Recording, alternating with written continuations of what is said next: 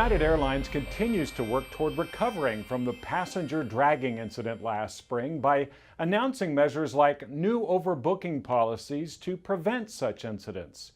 Well, one thing that might be helping the airline is the improving performance by its CEO in interviews and hearing testimony.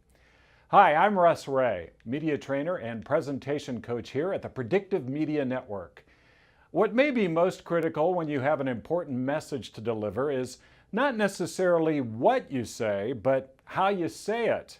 Your nonverbals and energy level are often just as essential as the message itself in crisis communication.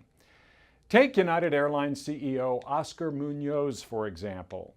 He did his first interview on the passenger dragging incident about 5 days after it happened, with the standard apology that heads of organizations often do after something bad happens.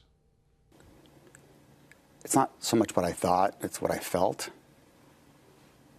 Probably the word ashamed comes to mind. You know, as I think about our business and our people, the first thing I think is important to say is to apologize to Dr. Dow, his family, the passengers on that flight, our customers, our employees. That is not who our family at United is. And you saw us at a bad moment. And this will never happen again on a United Airlines flight. That's my premise and that's my promise. Convincing? The words were okay. That can never happen again. But how did he come across?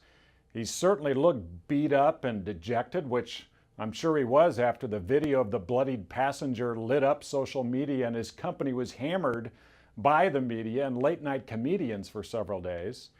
Well, compare that to the interview Munoz did several weeks later after the company released a review of how the incident happened.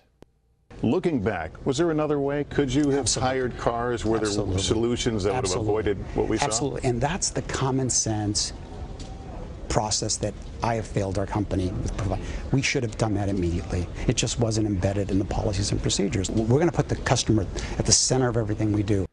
What did you notice? I don't know if he got some coaching, watched himself, and knew what he needed to do to come across better, or maybe got more sleep. Well, whatever it was, his more recent performances convey someone more on top of the situation and out to fix it. The contrast in his interview performance demonstrates, number one, how important consistent eye contact is in crisis situations. In his first interview, Munoz looked down and around and made him come across more nervous and not as engaged in the situation.